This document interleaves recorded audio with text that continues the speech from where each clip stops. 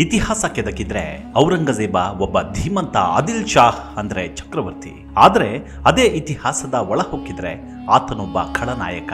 ಅಧಿಕಾರಕ್ಕಾಗಿ, ಸಿಂಹಾಸನದ ಪದವಿಗಾಗಿ ತನ್ನ ಕುಟುಂಬವನ್ನೇ ದಾರುಣವಾಗಿ ಕೊಂದ ಪರಮ ಪಾಪಿಯಾಗಿ ನಿಲ್ತಾನೆ. ಆತನ ಹೊಗಳುವವರಿಗೆ ಇತಿಹಾಸದ ವ್ಯಾಖ್ಯಾನ ಸರಿಯಾಗಿ ಅರ್ಥವಾದಂತೆ ಕಾಣಿಸುವುದಿಲ್ಲ. ಅವನ ಕ್ರೂರ ಮನಸ್ಥಿತಿಗೆ ಮೌನವಾಗಿ ಶಿರವೊಡ್ಡಿದವರ ಪೈಕಿ ಆತನ ಅಣ್ಣ ದಾರಾ ಶಿಕೋಹ್ ಕೂಡ ಒಬ್ಬ.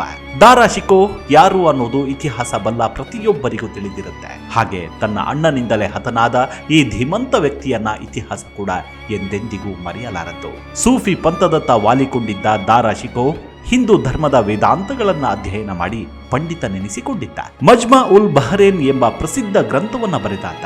ಈ ಪುಸ್ತಕ ಹಿಂದೂ ಧರ್ಮದ ವೇದಗಳು ಮತ್ತು ಸೂಫಿ ಪಂಥದ ತತ್ವಶಾಸ್ತ್ರಗಳ ಸಂಗಮ ಎಂದು ಕರೆದ. ಇಷ್ಟೆಲ್ಲ ಲೋಕ ಕಲ್ಯಾಣಾರ್ಥವಾಗಿ ಬದುಕಿದ ದಾರಾ ಶಿಕೋಹ್ನ ಅಂತ್ಯ ಕೂಡ ಅಷ್ಟೇ ದಾರುಣವಾಗಿತ್ತು.